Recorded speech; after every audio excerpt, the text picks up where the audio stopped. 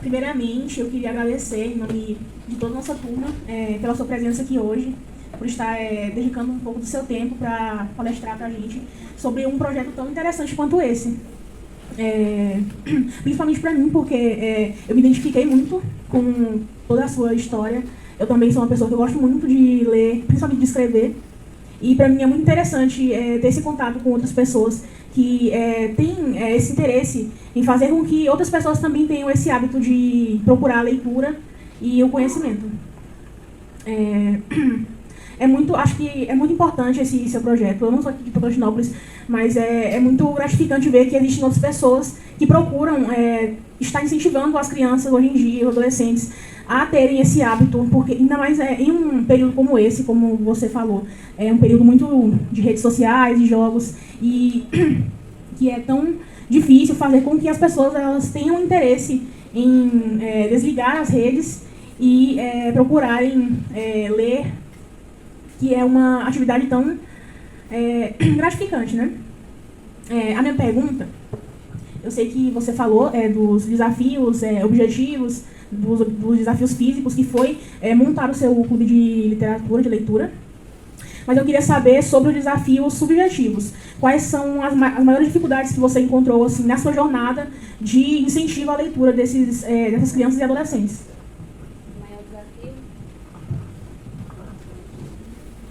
O maior desafio que eu encontrei, eu ainda encontro hoje, né? Que é a parte de apoio tanto de voluntários, né? Porque assim, pelo clube de leitura já passou muitos voluntários, né? Mas não é como eu. Eu sou o clube de leitura e eu estou no clube de leitura desde que fundei e corro atrás de tudo e estou sempre me dedicando porque o clube de leitura é o meu projeto de vida, sabe? Eu me realizo plenamente com as atividades que eu desenvolvo no clube de leitura. E por conta da correria das pessoas, por mais que tenha pessoas interessadas em ser voluntárias, elas não têm disponibilidade de tempo como eu, né? Como eu tenho. Então, assim, acaba que às vezes eu tenho muitos voluntários e tem outras vezes que eu não tenho ninguém como voluntário. Então, agora mesmo esse ano, para eu começar, eu cheguei no dia e disse, meu Deus, manda voluntários, porque eu vou começar, não sei quantas crianças vão e eu estou só até o momento. Algumas pessoas que são da linha de frente do clube de leitura estão super atarefadas e não estão podendo me ajudar. E aí, um dia antes, tarde da noite, uma ex-aluna da UFNT, que foi voluntária durante um ano, disse assim, Marinalva, eu vou te ajudar. E eu disse, bem, aí eu fiquei tranquila. Quando chegou no dia, ela não foi, mas apareceu as mães das meninas do clube de leitura, Marinalva pode contar com a gente, que nós vamos ajudar você, porque precisar. Então é aquela coisa, não é sempre, né? Então, assim, é meio que uma caixinha de surpresa. Eu não sei com quem que eu posso contar, quando essas pessoas vão estar disponíveis, né? Então, não tem uma equipe. Por mais que a gente tenha nosso projeto é uma associação, tem as pessoas que fazem parte do clube de leitura, tem os cargos lá, todos com seus respectivos responsáveis, mas essas pessoas não estão comigo, entenderam? Então, tem presidente, tem vice-presidente, tem 2 secretárias, tem 2 tesoureiros, tem a equipe de fiscalização, tem muita gente. Lá no estatuto tem muita gente, mas na linha de frente não tem, essas pessoas não me acompanham. Então, minha maior dificuldade é essa, né, de ter voluntários, pessoas que têm o mesmo desejo que eu e que realmente abracem o clube de leitura na mesma perspectiva que eu abraço. E a outra dificuldade é apoio financeiro, para comprar uma tinta guache, papel sulfite, para comprar o lápis, para comprar o que é preciso para a execução das nossas atividades. Estabelecer parceria com órgãos públicos. O Ministério Público a gente tem a parceria, mas é muito sistemático para a gente conseguir alguma coisa, né? Tudo que a gente tenta, e também não é uma coisa de imediato. O projeto mesmo que eu mandei para lá foi um ano depois que eu fui atendida, então parceria mais efetiva, né? No sentido de manutenção financeira, a gente não tem. Até para servir um suco para as crianças, alguma coisa desse tipo, a gente não tem. Então, pergunta, só agradecer por dividir sua vida pessoal, sua vida profissional conosco. E, pelo que eu observei, né, a leitura, o estudo foi a sua base para você nunca largar, assim, né, de entrar em drogas, como você falou, porque a sua vida, até chegar nesse processo, foi muito tribulada, assim, por conta de seu passado e tal. Isso é isso. Bom dia a todos. Bom dia, professora. Vendo a sua palestra, eu lembrei muito da minha infância, porque eu sempre fui uma criança que gostava muito de ler, só que com a adolescência a gente perde o interesse E assim, eu venho agora, nesse período da faculdade, eu venho querendo retomar meu hábito de leitura. Tanto que eu entrei no grupo de pesquisa do professor, Dani, para reviver esse hábito. Então, eu queria perguntar se há muitas dificuldades no incentivo para as crianças, né, dessa geração nova, para a leitura. Porque, como a gente vê, eles passam muito tempo vendo as telas e não têm mínimo interesse na leitura. E também se há uma projeção de crescimento para o clube de leitura. Para completar o que a Ana falou em relação ao incentivo, eu também era uma leitora. Agora estou tentando voltar aí aos poucos, mas antes eu ganhei até certificado no Dorione. Eu lia muito, né, pegava muito livro na biblioteca. E aí depois da adolescência e a internet, redes sociais, aí eu relaxei. Agora que eu estou tentando retornar. Mas eu creio que as redes sociais é boa por um lado, né, para ter acesso em PDF e tal. Mas ela também tira muito foco em relação à leitura. E para a gente voltar de novo ao ter foco é difícil. Obrigada, meninas, aqui pela colaboração. Sobre a questão do incentivo, para te responder, se é difícil com certeza. Porém, eu tenho mais dificuldade de trabalhar com os adolescentes, como vocês acabaram de falar. Quando perde o foco, quando deixa de ter o hábito da leitura, é difícil para retornar, né? E os adolescentes estão hoje com a cabeça cheia de coisas. Na sala de aula eles não conseguem mais nem se concentrar por causa do uso do celular. Por mais que lá no Dorione mesmo é proibido o uso do celular na sala de aula, exceto se o professor for trabalhar alguma atividade, né, que esteja no planejamento do professor. Mas eles estão constantemente, eu deixo na mochila o celular. Não, professora, tem que olhar a hora. Não, professora, você minha mãe ligar. Não, professora, tem que... Então, o tempo todo, eles querem pelo menos estar sentindo o aparelho próximo do corpo, né? Se não estiver próximo, eles não estão satisfeitos. Então, assim, essa questão da distração é muito séria. Então, eu costumo dizer para os meus alunos que eles estão hoje com a mente rasa, como se eles não tivessem mais abertura para o conhecimento. Entrou aqui, saiu aqui, eles não assimilam mais muita coisa, né? Estão muito dispersos, né? Por conta dessa vontade, dessa sede pelo celular. Então, com as crianças, eu não tenho dificuldade, e por isso eu acho muito importante, inclusive pretendo, uma das nossas projeções para o futuro, investir mais nesse público infantil. Eu estou fazendo o cadastro no Itaú Social, um projeto que eles têm, Leia para uma Criança, e eu consigo muitos livros, eu pretendo fazer algumas atividades voltadas para o estreitamento do vínculo entre pai, mãe e criança, e eu quero trabalhar com crianças pequenas mesmo. Então, assim como meu filho se tornou um leitor assíduo e tem 7 anos, fez 7 anos em junho, ele se tornou, por conta desse convívio dele com as crianças do clube de leitura desde 1 ano de idade. Eu tenho esse interesse, mas é uma tarefa mais difícil, porque crianças menores são mais difíceis da gente conseguir controlar e tudo mais, né, porque são mais dispersas. Mas eu tenho esse interesse de trabalhar com mais afinco com esse público. De 3, 4, 5 anos, a gente já tem esse público, já tem lá no clube de leitura. E é muito importante essa convivência desse público infantil com os livros, né, com o mundo da literatura, porque com certeza a gente terá adultos leitores, adolescentes leitores, se a gente focar mais nesse público infantil. Os adolescentes são mais difíceis realmente da gente trazer. Eles querem, né? Até os meninos que eram do clube de leitura antes da pandemia, com o retorno das nossas atividades presenciais, muitos desistiram, porque perderam, né, a vontade mesmo, né? Porque não teve mais o contato com a pandemia, a gente se afastou, não teve mais as atividades do clube de leitura, então... Mas é como eu falo para eles, né? O importante é saber que você já seguiu esse caminho e nunca é tarde de voltar para ele, né? Assim como vocês, né? O importante é isso, é vocês saberem da importância da leitura. Porque a leitura, vocês podem achar até que é bobagem, mas não é. Ela ajuda você se destacar, não é só na área da literatura, não é só para quem vai fazer letras. Não, é em todas as áreas. Se você é um bom leitor, você vai ser um excelente profissional em qualquer área que você for seguir. Você vai conseguir passar em concursos com mais facilidade que outras pessoas que não são leitoras, passar em vestibulares para quem ainda não fez, né? No caso, vocês já estão num curso que é um dos cursos mais desejados, né? Então, parabéns para vocês, né? Que de certa forma vocês conseguem, pelo menos, investir nos estudos de vocês, que é extremamente importante. E sobre a nossa projeção para o futuro também, desde que eu criei o clube de leitura, eu sou uma pessoa, acho que eu tenho uma visão de futuro assim, muito ampla, eu sou muito sonhadora. Inclusive encontrei lá no Darcy Marim, nesse dia que eu fui lá, uma professora que foi para o nosso primeiro encontro lá de inauguração do clube de leitura, e é a professora Cleudinete. Ela disse assim: Marinalva, eu estava me lembrando esses dias das tuas palavras naquele dia do clube de leitura, da inauguração do clube de leitura. Menina, como pode você lá naquele dia, naquela garagem lá da casa, dizendo assim: um dia nós vamos fazer sucesso em Tocantinópolis, um dia nós vamos fazer sucesso no estado do Tocantins, ou até no Brasil, quem sabe até no mundo, e ela e vocês, olha onde vocês chegaram, hein? Aí, tipo assim, surpresa, né? Porque assim, gente, não custa nada sonhar. O máximo que a gente pode é se decepcionar, né?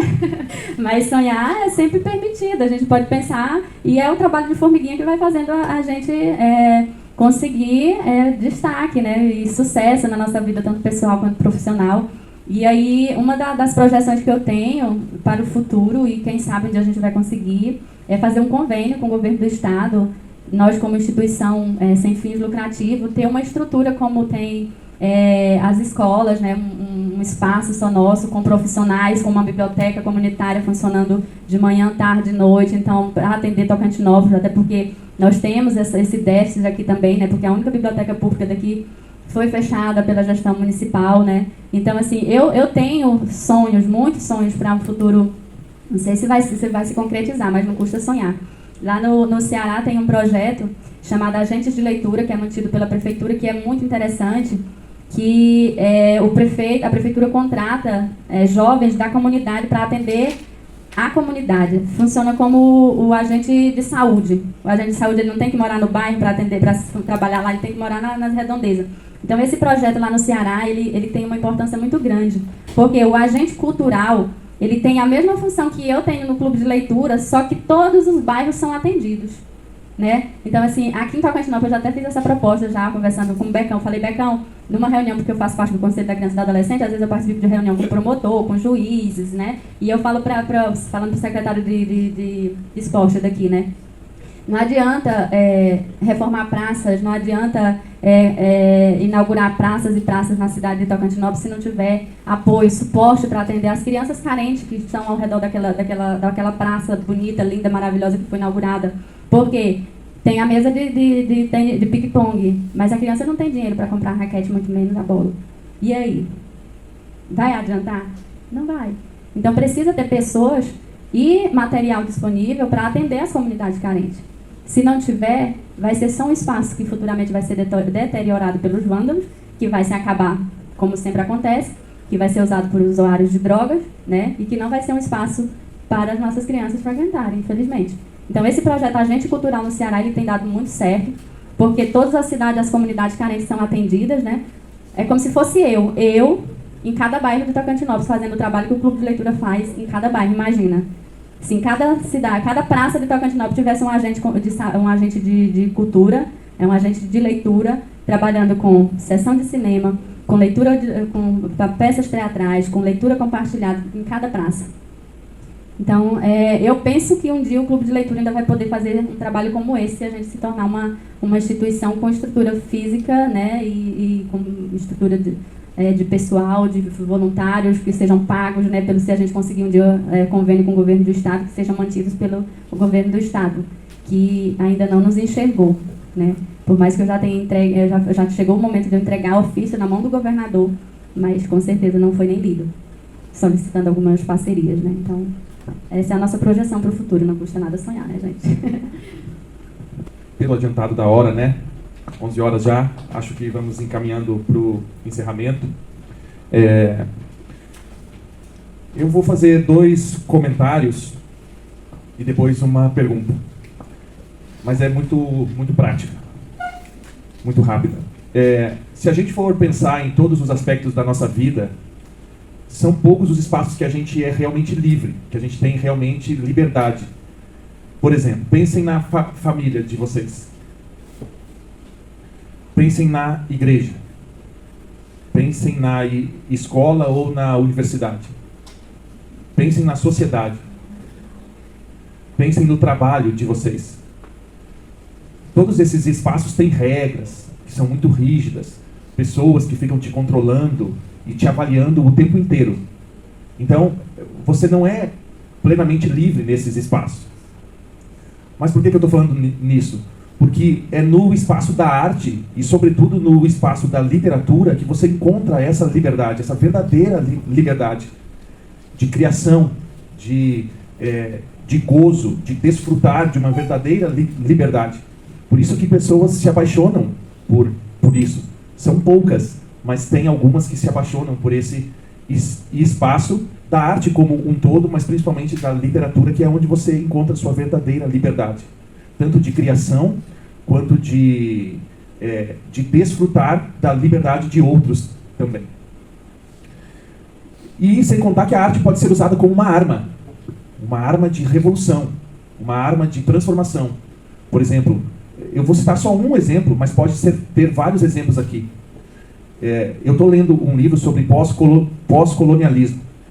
Nesse livro ele cita o exemplo dos poetas negros da Argélia, na época em que a Argélia era uma colônia da França. O que esses poetas negros fizeram? Eles pegaram a língua do colonizador, que é o francês, a França, e usaram isso contra o próprio colonizador, fazendo poesia, usando a arte, a literatura como uma forma de resistência e de transformação do colonialismo. Então vejam que tem uma importância política também. Não só essa arte, mas todas as artes. O segundo comentário que eu queria fazer é que é muito interessante o seu projeto, porque ele abarca não somente livros, né, mas cinema, teatro, todas as artes que lidam com o texto. Isso eu achei muito interessante também. Porque se a gente pensar nessas três artes, teatro, cinema e literatura, o que une todas elas é que todas começam com um texto. Uma peça de teatro é um texto, um filme começa pelo roteiro. Então, tudo isso lida com o texto. E para finalizar, eu confesso que me gerou um desconforto, mas eu compreendo. Lá nos objetivos, distanciando da vida virtual, eu acho que era isso. Porque eu acho que a gente tem que usar isso como um aliado, né, e não como o principal inimigo. Porque quando a gente fala que os nossos alunos não leem, eu acho isso uma mentira. Justamente pelo celular, pelo uso do celular. Eles acordam e ligam imediatamente o celular e passam 24 horas no celular. Então, de certo modo, eles leem. Eles leem e eles escrevem 24 horas pelo celular. Então, o que a gente tem que pensar é estratégias de tornar esse tempo útil para a literatura. E é justamente aí que entra a minha pergunta. Por exemplo, logo que eu cheguei aqui, a sua fama te precede, né? Porque a gente não se conhecia ainda, pessoalmente. Pelo Giano, por outros professores aqui da UFT, UFNT, eu já conhecia a sua atuação. Mas eu sempre ficava curioso. Bom, onde eu encontro informações sobre o clube de leitura? Por exemplo, eu não conheço, mas se eu quiser conhecer, onde eu busco isso? Por exemplo, vocês têm algum site? Vocês têm algum canal no YouTube? Alguma coisa no Facebook? Por que eu pergunto isso? Porque, inclusive, você pode usar isso da mesma forma que a Ariela fez, para gerar renda para o clube, né? Você pode pegar esses roteiros aí que foram feitos e gerar renda para o clube, né? Então, essa é a minha dúvida. Se vocês têm esses canais de comunicação com o mundo, né? E se isso pode gerar renda, de alguma forma, para o clube. Enfatizando aí essa questão do distanciamento do mundo virtual, esse distanciamento que eu coloco como nosso foco é só no momento dos nossos encontros presenciais, tá? Porque o objetivo, como eu falei, é promover a integração entre o grupo, a convivência entre pares, né? Porque dentro de casa você tem acesso às redes sociais, mas você não tem um contato físico, né, com outras crianças, outros adolescentes. Então, esse é o foco do clube de leitura. Durante o momento, os encontros presenciais se desligarem do mundo virtual. Mas todas as nossas atividades, a gente usa as redes sociais, o mundo virtual, como nosso aliado. Isso é óbvio. A gente tem Facebook. Infelizmente, quando eu tentei criar o Facebook do clube de leitura, eu não consegui, por causa do nome do clube de leitura, porque acusava que era de uma empresa e o Facebook não me permitiu. E aí eu tive que colocar Marinalva Literária, é um das redes sociais do clube. Depois que surgiu o Instagram, eu migrei para o Instagram, né? E hoje a gente tem o Instagram SL Blackout CL Blackout Virtual. Quem quiser anotar, eu tinha até colocado no meu último slide aqui para divulgar, mas acabou que eu desliguei já o computador. CL Blackout _ virtual, tá?